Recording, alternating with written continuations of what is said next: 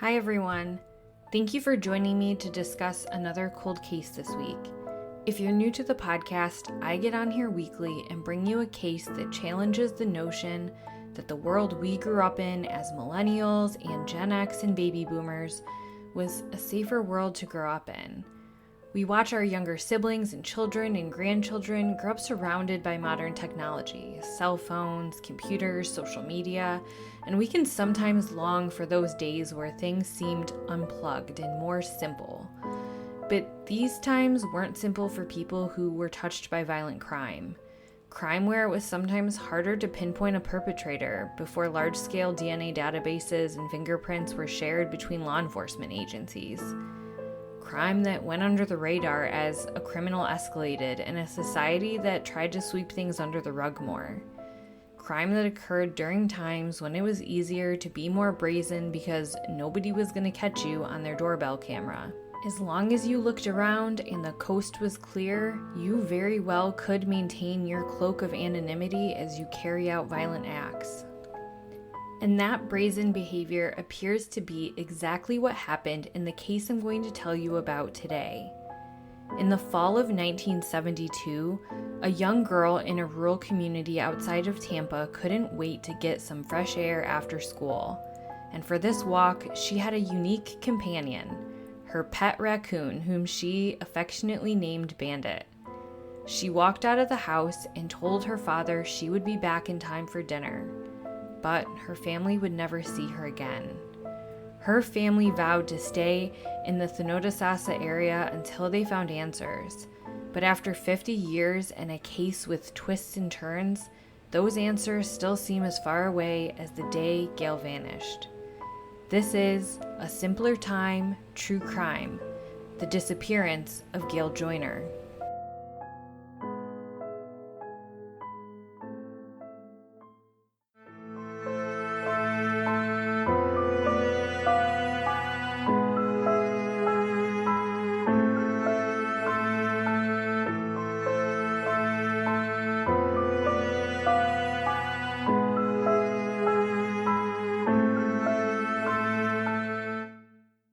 Gail Lorraine Joyner was born on July 22, 1959 in the Tampa Bay area of Florida. Her father, James, grew up in the area, and her mother, Fran, grew up near Detroit, Michigan. Fran moved to Florida when she was 14, and by age 16, she was married to James. Together, they had 7 children, and Gail was in the middle, though one of only 2 girls. Her and her sister, Linda, had 5 brothers. The family packed up and moved to Romulus, Michigan, closer to Fran's family, sometime during Gail's early childhood, though the exact timeline isn't clear. We do, however, have a better sense of when she came back and why. While in Michigan, her father was working at the Ford Motor Company plant and suffered a serious workplace injury that sheared off some of his toes. He was going to need corrective surgery, and he had to go out on disability. In addition, the family just felt that the Detroit area was too fast-paced for them. They didn't want to live in a city or the suburbs. They wanted to get back to the country. They wanted to get back to nature and where they felt like it was more safe. Just a few months before Gail's disappearance, the family of 9 settled into a trailer home at the southeast end of Thanodasasa Lake on Thanodasasa Road in Thanodasasa, Florida. See, I had to see for myself right there if I could say that 3 times in one sentence successfully. My Florida listeners may very well know exactly where I'm talking about, but I did not, and I will operate under the assumption you do not either, so let me tell you a little bit about it. Thanodasasa is an unincorporated community in Hillsborough County, Florida, and considered a suburb of Tampa. It's grown over the years, though it still only has around 14,000 residents. I say only subjectively. What's a small town to someone might not be to another, particularly when you think of the case I covered a couple of weeks ago in Cope, Kansas, where the population is less than 500. You have to drive a bit if you want to go out to restaurants or go shopping, and most people still feel like their town is pretty rural when they live there, even if there are some subdivisions and apartment complexes. But in 1972, it was even smaller than it was now, population-wise, and there were less than 5,000 people. While there's some sense of that everyone knows everyone vibe, something that's a little unique about Thonotosassa is that it's located on Lake Thonotosassa, and that's the largest natural lake in Hillsborough County, and it's one of the few natural lakes in the area with any public access. So it gets a lot of visitors for recreational purposes. There's beaches and hiking trails, and so the area does get a lot of nature-loving visitors. The Joyner family settled into an area in the southeast corner of the lake, and all you had to do was cross the Notasasa Road, and you have access to a dock. Gail loved to join her dad and siblings out on the dock and in the boat to fish. The area was also lush with oak, palm trees, orange groves, and tall grass. It was an absolute dream for 13-year-old Gail, who was independent and outdoorsy. Her father described how she loved to swim and water ski and fish, and how when her brothers would go out on the boat late at night, she would grab a blanket and wrap herself up and hang out just to be present with her dad and brothers. She liked to take walks to a local beach and grab a soft drink from the concession stand. She loved to play around in the flower garden. She also enjoyed going to explore an area of the woods looking for arrowheads. She was extremely extroverted and friendly. She made friends easily and would talk to anybody. Despite the fact that after they moved to Florida that summer, she was going to have to enter junior high and make new friends, which, just sounds terrible and scary to me. She had no real worry about it, and she was already a few weeks into the school year when she disappeared, and she had no concern. She had good grades, though she was definitely more interested in her friends in school, like many 13-year-olds. Her father also said Gail wasn't afraid of anything, with the exception of the dark. Even though their dock had a floodlight on it, she wouldn't go out there after dark without her dad or her brothers. Which, just as a side note, when I think about that being a lake in Florida, that probably wasn't a bad idea considering the whole alligator situation, but I digress. Shortly after moving there, Gail acquired a pet raccoon that she took in. It was just a baby raccoon, and I have to tell you, raccoons are my absolute favorite animal by far. And reading about how Gail took this little one in and raised it and just always enjoyed being a free spirit and playing outside, I felt like she was this kindred spirit to me, and while reading about her, it broke my heart that someone ruined that innocence. Gail named the raccoon Bandit and took it out for walks. She would literally strap a leash onto its collar, and she would refer to this practice as taking Bandit out for fresh air. Gail would sometimes go to the edge of the water and stand in ankle-deep water and wait patiently for fish to swim up, and then she would step on them or grab them, and she would actually catch them and give them to Bandit as a snack. She did have one predictable path she would take when she was just doing her standard walk with Bandit. Now, as I mentioned, Gail lived on the Notasasa Road on the southeast corner of the lake, and she would walk this path down the street surrounding the lake, and she would get to a little bridge, which she would cross, and then she'd turn back around, cross back over the bridge, and head home. September 22nd, 1972 officially transitioned summer to fall, but it wasn't the pumpkin-picking, cozy sweater-wearing fall you're picturing. The temperature in the Tampa area of Florida that day had already hit the mid-80s early in the day. But this was no problem for Gail. It was a Friday, and it was still feeling like summer, so after returning home from classes at Greco Junior High School, Gail made herself a sandwich as a snack and prepared to take Bandit for their daily stroll. Her 14-year-old sister Linda and both of her parents were home. She asked Linda if she wanted to join her for the walk, but Linda declined. Gail most commonly took these walks alone, but sometimes would take one of her siblings, and sometimes she'd take the family dog as well. She said she was going to take a walk, but there have been a few conflicting reports on her complete itinerary. So in one sense, she said she intended to do just her usual route. And then there's another report that said she may want to stop at a store and then possibly go out and walk around the lake. And then there was one that said she also maybe wanted to look for arrowheads. One of the earliest articles in the Tampa Bay Times stated that she planned to walk to the store and then take her raccoon for a walk by the lake. So I tend to believe that one a little bit more versus the telephone game that can happen over time with reporting. Everyone's memories were just fresher right then. What we do know for certain is that she strapped a leash onto Bandit after finishing her sandwich. Her dad still remembers their last interaction. When she made herself a sandwich, she had poured her father a glass of iced tea. He said when he finished it, she had noticed and said, "Daddy, do you want another glass?" And he replied, "No, baby." And with that, she walked out of the house barefoot with Bandit on his leash, wearing her navy blue striped pullover shirt and Levi jeans. In that moment, her father had no idea that was going to be the last time he spoke to his daughter.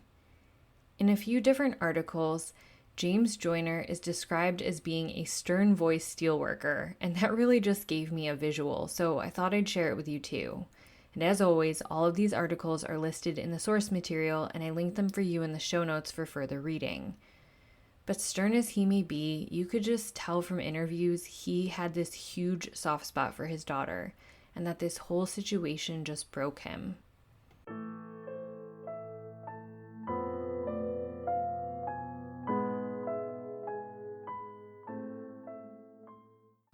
Gail set out on her walk, and she promised to be home in time for dinner. And so when the family sat down, they were pretty immediately alarmed. Despite being a very free spirit, Gail was responsible. She was timely and stuck to her word. So they waited a little bit, but something just wasn't sitting right with them, so they decided to take the vehicle out and drive around the areas Gail typically went to see if they could find her. I think they were sort of hoping that maybe she just was injured. And I mean, obviously not hoping she was hurt, but they were trying to avoid thinking that anything bad could have happened to her at the hands of another human. Seeing no sign of her, they had a bad feeling in the pit of their stomach, and then when the sun began to set, they knew something was preventing Gail from being at home. Somewhere around 9 p.m., the Joyners called the local fire department. Knowing their daughter was into exploring nature, I think they were still thinking that she possibly was just injured somewhere out there, and because of how densely wooded and thick the different natural areas around their neighborhood were, they were leaning into calling EMS workers that could help search in places they couldn't access with their car. It's also important to remember that her dad was still recovering and in need of surgery for an injury to his foot, so he had really limited mobility in physically searching for her. For 1972, I have to say the police and firefighter response to this was great. How many times have you listened to a story of a teen going missing, and what's the very first thing you hear? Oh, they probably just ran away to be with their friends. They'll be back. Teens do this. But this Hillsborough County Sheriff's Office and the Thonotosassa Volunteer Fire Department did the most important thing anybody working in this situation should do. They listened to the family. I mean, actually listened, and took inventory of the situation. Gail left the house barefoot with just her pet raccoon and possibly a little change on her, like enough to buy a soda. She did not bring any other clothing or personal belongings. She expressed no history of running away and had no conflicts in her life.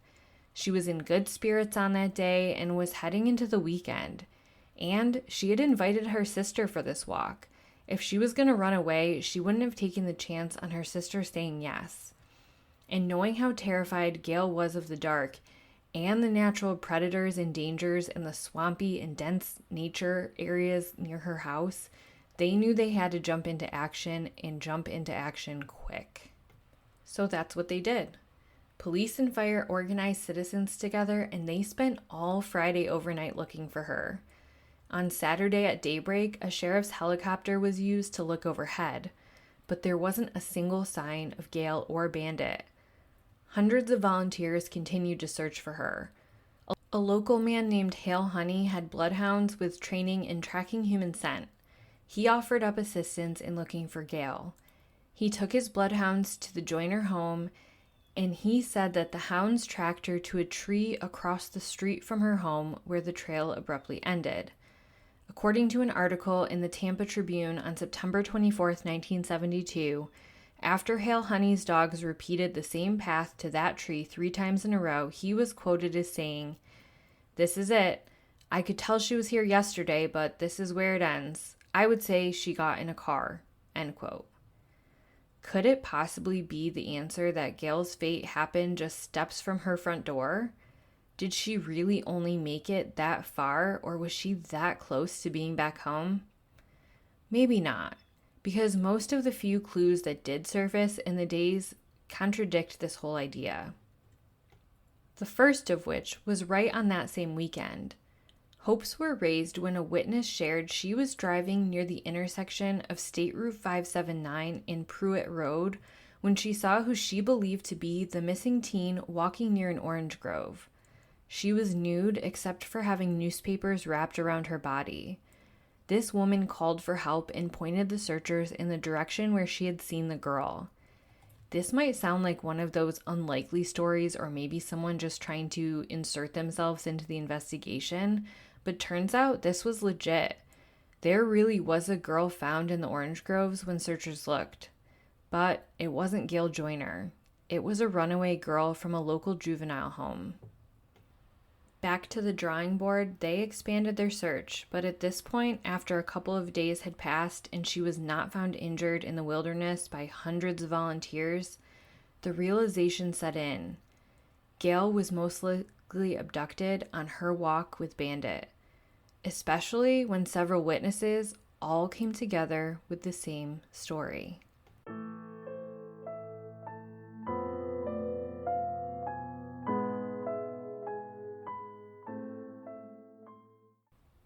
By Thursday, September 28th, Hillsborough County Sheriff's officials went on record to the media to say that they believed Gail had been abducted. And not only that, they had a description of the potential suspect. 9 people are reported to have seen a girl matching Gail's description standing near a white vehicle. Of those 9, 5 recalled seeing a man standing beside the car. I find that interesting because I wonder if these witnesses came across Gail's interaction with this man at just moments apart, just different stages. So some may have seen her talking to him while he was still in the car, and then the interaction progressed to him getting out of the car. Was this when the interaction was turning violent? Did they possibly just miss him doing the next step of throwing her in the car? Maybe. My thought is that this perpetrator made small talk with Gail and that she let her guard down enough to let him out of the car, or rather that him getting out of the car didn't alarm her. It is my personal belief that this wasn't long after that he utilized being outside of the car to force her into his. The man was described as being 28 to 30 years old and weighing 180 to 190 pounds and being between 5'10" and 6 feet tall.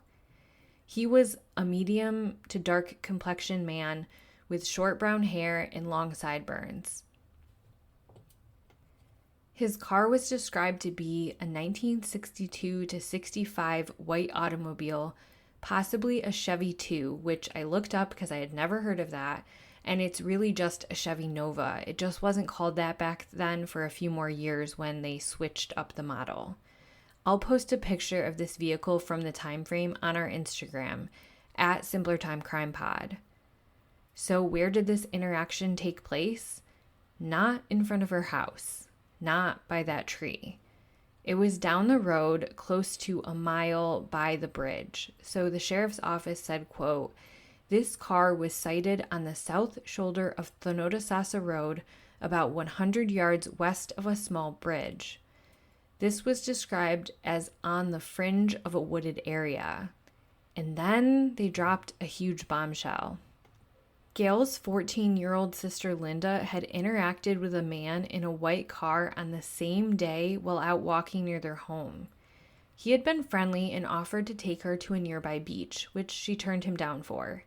She then kept walking, and he didn't pursue her in any type of way, and because the interaction had not felt threatening, it seemed like not that big of a deal. This is 1972, and there was not a 24-hour news cycle that was reporting on things like missing kids, and people were not aware of the ruses used to lure kids and teens into vehicles. That just wasn't talked about. And things like hitchhiking were immensely popular, so she wouldn't have had a huge reason to think too much of this. Based on witness descriptions, Sheriff's Major Walter Heinrich said that he now believed she never did cross the bridge like she normally would to then turn around and come home, based on the positioning of the car. He said, quote, "Witnesses state they saw a car parked at the front of the bridge with a man standing next to it on the same side of the road which Gail probably walked down. And in the other direction, a man had earlier attempted to give her sister a ride to a beach not far from their home." End quote. I have a few questions on all of this. Assuming this is the same man, which the likelihood is yes, her sister would have gotten a good enough look at him compared to all the other motorists that were just driving by because she had an actual interaction with him. So did she ever work with a sketch artist? If so, a composite sketch of the perpetrator has never been released from what I could find digging back into old archives. We can assume that she didn't know this man, which then would mean Gail likely didn't either, which would mean this was a true stranger abduction. On October 6th, 2 weeks after Gail's disappearance, police were notified of a body being found in a pond north of the University of South Florida. A fisherman stumbled upon the decomposing and partially dressed female body near 30th Street and Skipper Road in Hillsborough County. But based on the size and appearance of the body, it was quickly ruled out as Gail. A different family received life-changing news that day. 18-year-old University of South Florida student Rona Monison was reported missing after leaving to go shopping at a department store. She never returned home, and her roommate reported her missing. It was her partially nude body that had been found, and she had died from blunt force trauma to the head before being thrown into the pond. Rona's case is also still unsolved to this day, and I'll have a picture of her on our Instagram page as well as share information on how to report any tips for her crime. With no signs of Gail anywhere, police continued to try to find clues outside of the swampy wooded wilderness. A team of deputies went to Greco Junior High where they talked to classmates and teachers about her. They even traveled back to Michigan to understand any dynamics happening to her when she lived there. A nationwide alert was issued by the National Crime Information Center, or NCIC, a nationwide crime information computer system based in Washington, D.C. Yes, you heard that right. It was an early computer system trying to be a database, the first of its kind, and it still exists today. I'm going to share a photo from the FBI website of what this looked like in the 1970s. It's a photo of FBI personnel in the mid-70s managing computer storage tapes that contained all NCIC records and transaction logs, and it needed a lot of operator intervention. In addition, 500 posters with her photo on it were sent to all major cities and police departments in the eastern and central United States. And police had a few unconventional strategies up their sleeve to get more information. According to Heinrich, in the month following her disappearance, police checked out reports of 19 dead and living raccoons. They ruled out that any were Bandit both independently and, if they weren't sure, they'd bring them to the Joyner family. Her family definitively stated they haven't seen Bandit, and her father said, quote, "I'd know him." That's because Bandit had a couple of distinct scars. He had a burn on his foot and a scrape on his nose. In my opinion, I suspect that Bandit was let go by the perpetrator, and because of his domesticated life, probably didn't fare too long in the Florida wilderness. I also suspect that Gail's love for him could have been leveraged against her to get her to comply, or simply it could have been what got her to let her guard down. That's what her family suspected. Her dad, James, who mostly went by Jim, said, quote, "That's what got her into trouble. She wouldn't have gotten into a car with a stranger. It would have had to have been somebody she knew. But she's a friendly kid. She takes to people easily. She could have been lured by small talk about that raccoon. She was always strutting around showing it off." End quote. Life continued on for others in the community, but Gail's family was changed forever. Their number was published in the phone book, and they'd get daily calls from people. Sometimes people were just being cruel and giving them fake clues about their daughter's whereabouts, but they couldn't help but look into every single one of them. Her dad put thousands of miles on the family vehicle, driving around over and over in the area surrounding their house. He said he didn't even know what he was looking for, but he was looking for something. The rest of the Joyner children were no longer allowed to go roam the area of the bridge and the docks and the lake by themselves. Their carefree life was just upended that day. Jim voiced ironically how they had moved down to Florida to feel safer and never expected something like this to happen. He said when they found out what happened to Gail, they wanted to leave the Notasasa, but until then, they were going to remain and stay put. Jim was scheduled for foot surgery, but he postponed it. He felt like he couldn't be laid up in bed, knowing he needed to be out looking for his missing girl. And sleep was hard to come by. They told newspapers how they needed sedatives to get to sleep at night and constantly worried that the next phone call would bring terrible news of Gail's fate. In April of 1973, deputies combed a garbage and recycle pit near Lake Notasasa after receiving a tip that Gail's body may be there, but they didn't find anything. Major Walter Heinrich said that the search was difficult because much of the pit was underwater and recent heavy rains had caused the area to become spongy. Police never did reveal any information about who called in that tip, but it was largely just chalked up to being a dead end.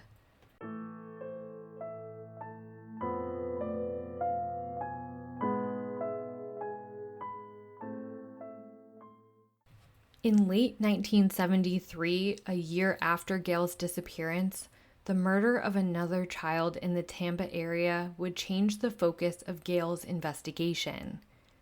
On October 28, 1973, 11-year-old Jonathan Kushner planned to go for a bike ride on a well-worn path through the woods of his subdivision to a 7-Eleven, something tons of kids in his Carrollwood neighborhood would do.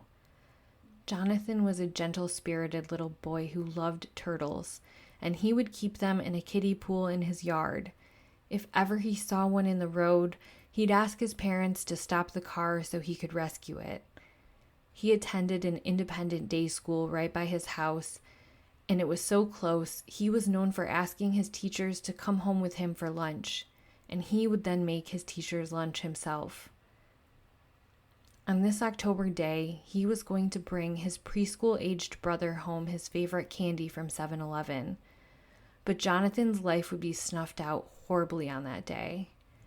Two men, 30-year-old John Paul Witt and his younger friend Gary Tillman, were bow and arrow hunting in those woods on that day. I just want to warn you that the next few bits of information are going to be a little difficult to listen to in the way of crimes against children, so I wanted to place this trigger warning to skip ahead about 45 seconds if you so choose. Witt and Tillman had apparently spoken about killing a human before and stalked out people like prey as they went through the woods, enjoying the idea of potential victims, not knowing they were watching them and planning to harm them. On this day, they waited out for Jonathan Kushner to be on his way back. They struck him in the head with a star bit from a drill, bound him and gagged him, and tossed him in the trunk to bring to a second location. When they opened the trunk, they discovered he was dead and he had suffocated from the gag. The two men then took his body and sexually mutilated him and used him as an archery target before burying him in a shallow grave. John Paul Witt then gave the candy that Jonathan had purchased for his baby brother to his own son. Witt's wife ultimately turned him in, and he was charged with capital murder. Gary Tillman was diagnosed with schizophrenia and sentenced to life without parole. Witt would later be executed in the 1980s. Jonathan's brother made a podcast on the death of his brother called Alligator Candy, and also a memoir with the same title, and I highly recommend you check them both out. David Kushner's accounts of what it's like to be a surviving family member of someone who was the victim of a violent crime is profound, heartbreaking, and shares an incredibly important perspective. But you may be wondering how this all connects to Gail. As it turns out, Tillman and Witt both lived in Thanodasasa, and the similarities of the cases made investigators take a deep dive. They visited the trailer of John Paul Witt and brought various items from the trailer back to the Joyners to see if anything looked like they belonged to Gail, but she couldn't identify any of the articles as being Gail's. Mrs. Joyner said that between the time Jonathan went missing and his body was found, she wondered about the similarities. 2 young adolescent children going out to walk and ride bikes and then vanishing, and her heart broke for the other family going through pain she knew too well. It's worth noting that Tillman and Witt both said they were out looking for a young girl to abduct on the day they instead abducted Jonathan. They just harmed him in a crime of opportunity. But nothing has ever conclusively linked the two to Gail Joyner. One note, none of the witnesses ever saw a second person talking to Gail by the white car that day. All share a photo of Witt and Tillman, but neither of them are a great match for the suspect description, and Linda Joyner never identified either of the highly publicized men as one she saw on the day of her sister's disappearance who had also approached her. So while they couldn't really be ruled out, they weren't seeming like as strong of suspects that police initially thought they were, and they couldn't tie them to the crime conclusively. Just a year after Gail's disappearance, in January of 1974, the Joyner family experienced another tragedy when her brother James Dale Joyner, who was 19 years old, was killed in a car accident. After this, reporting on Gail's case largely fell out of the local news and papers. She was occasionally mentioned along other unsolved cases, which were so prevalent, if I'm being honest. The amount of murders I stumbled across from Florida alone in the 1970s, just while researching this case, is enough to make anybody's head spin. And so many of them are circumstances that are just not as likely to occur today. There are things that are tragically consistent through the years. For example, I've talked about intimate partner violence being one of them. But things like hitchhiking or getting grabbed and thrown into a passing vehicle, it's just not as common today because it's harder to get away with. And in the majority of communities, hitchhiking is used much less frequently. There's other options, and it's just not regarded as safe, and you're not supposed to do it, so people don't do it anymore. But in March of 1981, the Joyners finally thought they may at least get some answers, even if it's not the answer they had hoped for.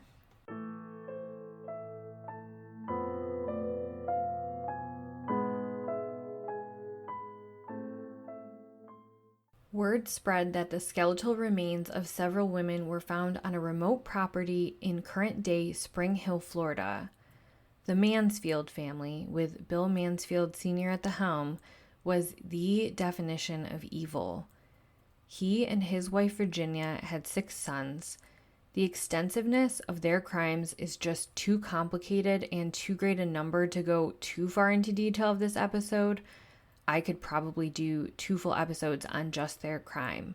But I want to give you a snapshot because it is a prime example of how the justice system going completely unchecked leads to violence systemically against women in particular.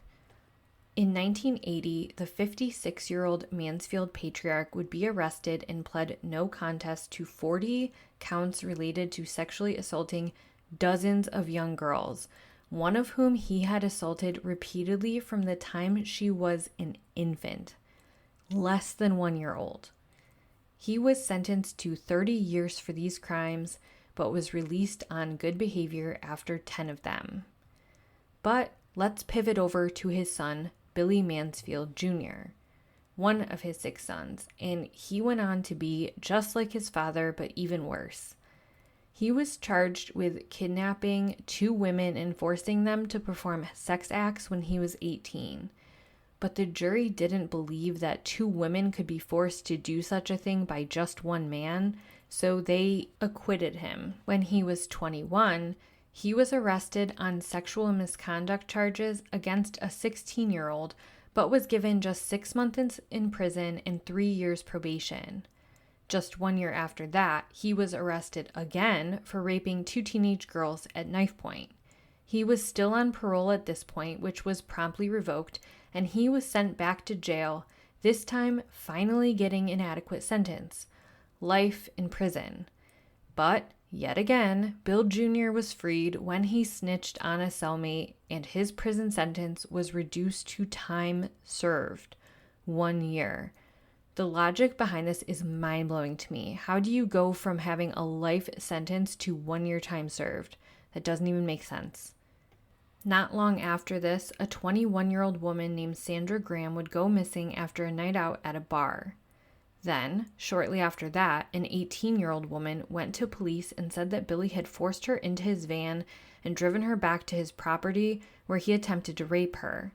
She was able to get a hold of a knife and threatened him with it, giving her the space to escape. He knew the police were coming, so he left and police put out a warrant for his arrest. Billy and his brother attempted to skip town and did make it out to California, but Santa Cruz police found him and he was brought back to Florida. But he was granted bail and posted it, and he headed right back to California. I hope one of the listeners at home is keeping track with a tally mark of how many times now he has slipped through the criminal justice system. 2 weeks after this, a 29-year-old woman named Renee Saling was found dead in a drainage ditch in California. Witnesses identified Billy as the man they saw Renee leaving the Wooden Nickel 2 bar with on the night she went missing. Police put out a warrant for Billy and his brother, and they were apprehended in Nevada.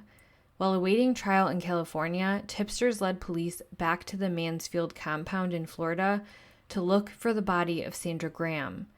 Graham's body was never found there or anywhere, but what they did find was a true house of horrors. Police found 4 bodies on the family property in 1981 alone, and as recent as the last few years, they've gone back to the property looking for more. It took time to identify the victims, so in the interim, the thought was that maybe one of the victims was Gail. It was Gail's mother who had contacted authorities when she heard that one of the victims might be about 13 years old, and authorities said they were already looking into it. At that time, all they had to go off of was Gail's dental records from one visit, but it turned out not to be. One of the identifications was not complete until as recent as 2022. 16-year-old Teresa Caroline Fillingham was reported missing in May of 1980 to the Tampa Police Department, and her remains were found on the Mansfield property in April of 81, but it took years for a positive identification, and it was only found thanks to advanced DNA technology. Concurrent to the 1980s timeline of the Mansfield murders, police were also pursuing another lead in Gail Joyner's case, a serial killer confessing to her murder. His name was Gerald Eugene Stano, and he was born September 12, 1951 in Schenectady, New York. He had a long history of problematic childhood behavior. Things like falsely pulling fire alarms gave way to throwing rocks at cars on overpasses, skipping school, stealing money from family and peers. He also just had some odd behavior, like once he paid off the track and field team to run behind him so he could finish first, and he had done so with money he had stolen from his father. In the early 70s, he moved with his family to Florida to be closer to their aging parents. He job hopped and abused drugs and alcohol, and he frequently lost his jobs because of his drug and alcohol abuse. In March of 1980, he was arrested for assaulting a sex worker. And when he was being questioned, not only did he admit to the attack on the sex worker, he also admitted that he murdered a woman named Mary Carol Mayer. He claimed she rebuffed his sexual advances and that he stabbed her to death. He was charged with first-degree murder and put into jail. After the body of Toni Van Haddock's body was found near Daytona Beach, he confessed to her murder as well. He also adds in the murder of Nancy Hurd. He is sentenced to life in prison. He also admits to 3 more murders during this time, but is not charged with those. By 1982, Stano was angry he didn't receive enough attention and notoriety for his murders, and he goes on to confess to dozens more. some of these cases seem like easy targets for desperate investigators to close up a cold case with dead ends. Whether they had the right guy for the crime came secondary to being able to say they arrested someone for the crime. So he was charged, and they did accept his confession in a lot of these. Before his death by the electric chair on March 23, 1998, he confessed to 41 total victims, and on that list was Gail Joyner. Sources say that he led police to within a mile of the last known location of Gail. But there's a few problems. 5 really that I found, and so I'll go through each one. Number 1, we know that Stano liked attention and was a false confessor, so it's very possible this could have just been him trying to gain more notoriety. 2, he would have just turned 21 years old when Gail went missing and was younger than what witnesses remember seeing. Remember, they said 28 to 30, so he was pretty young to pass for that. 3, some records indicate that he was still in school in Pennsylvania at that time. He hadn't finished his high school diploma because of failing out several times, so he was still continuing at that age. And this moved the timeline of his move to Florida after Gail's murder. Now, we know his grandparents live down there, so we can't speak to his exact day-to-day, and was it possible that he was visiting his grandparents during the time of her murder, or abduction that we're assuming is murder? Yes, but just feels unlikely. 4, he didn't own a vehicle matching the car witnesses saw near Gail on the day of her disappearance. And 5, we don't know how authentic the methodology was for him leading the detectives to where she went missing. Did police bring him to a general location, or did he truly go from the police station to that spot? Even if he had, Gail's case was pretty visible in the media for a few years, so it was totally possible that he just took information and went with it. Believe it or not, Stano was one of 3 people who confessed to Gail's murder.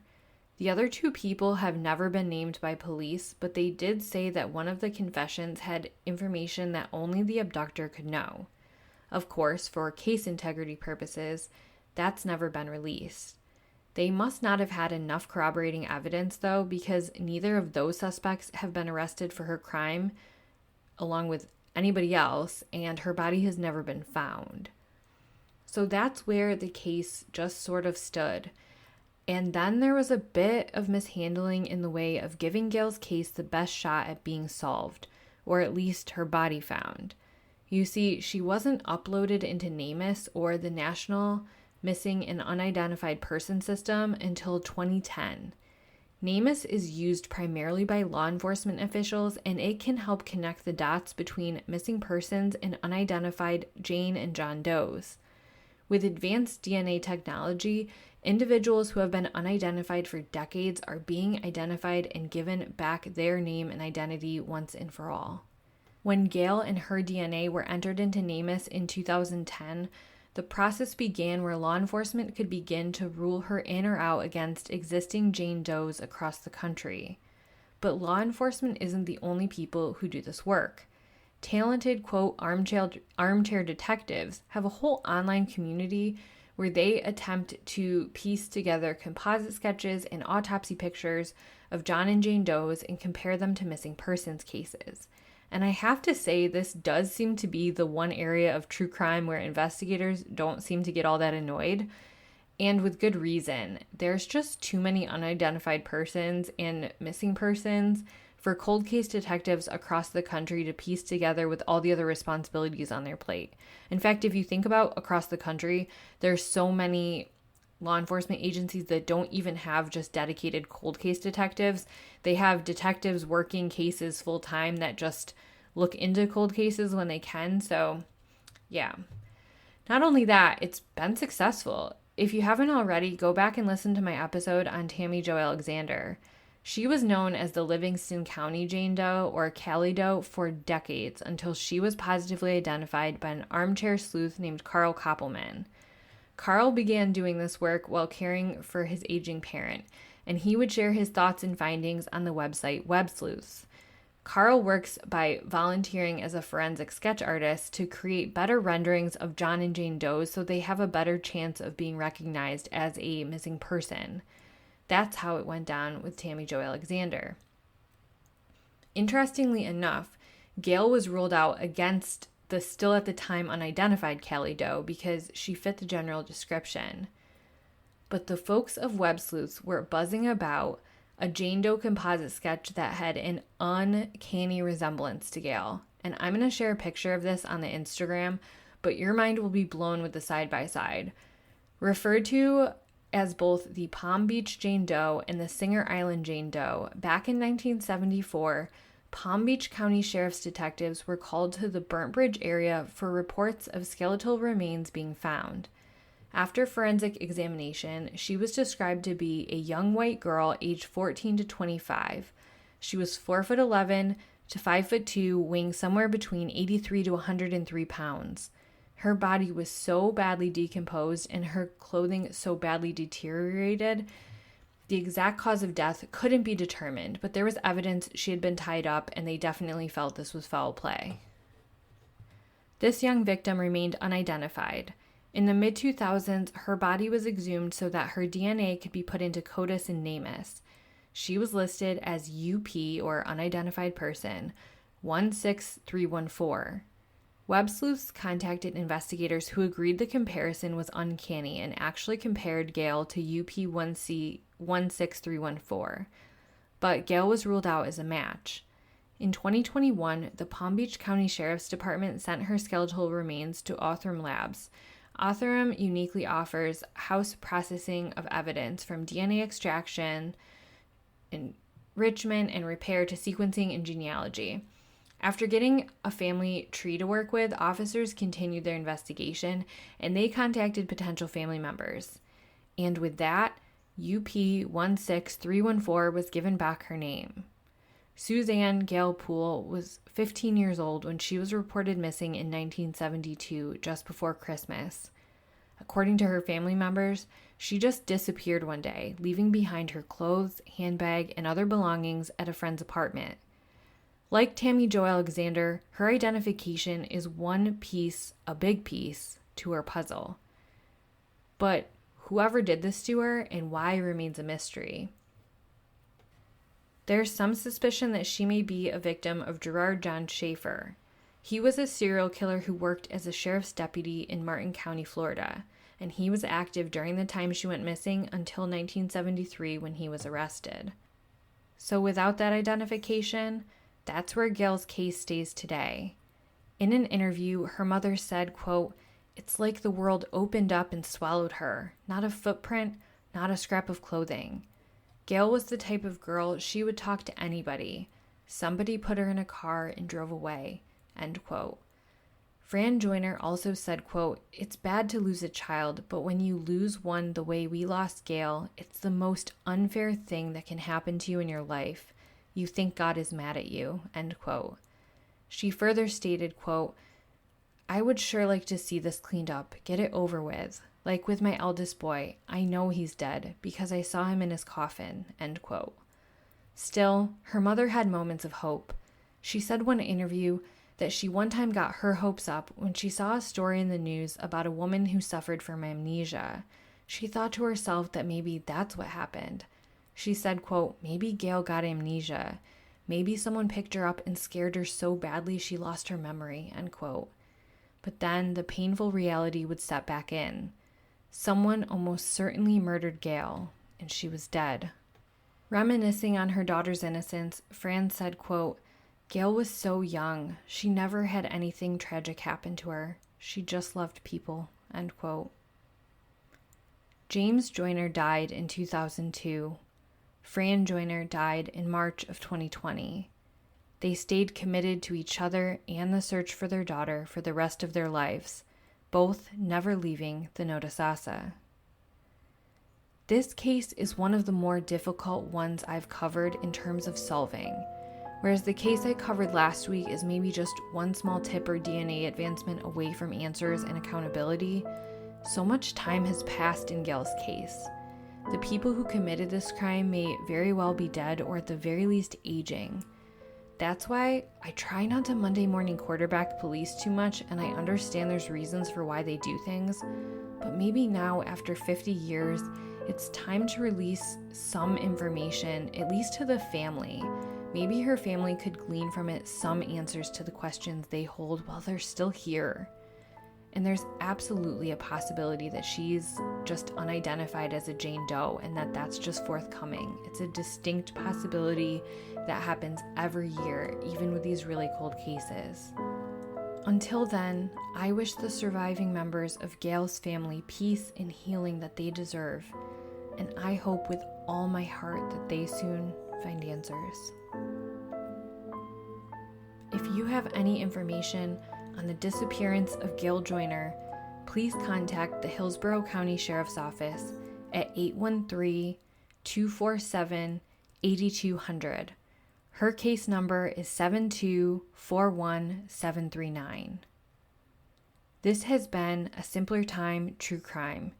If you appreciate this podcast and the work I'm doing, please subscribe on whatever platform you're listening on. Leave a review and tell your friends. I'll be back with another case next Monday. Thank you so much for listening.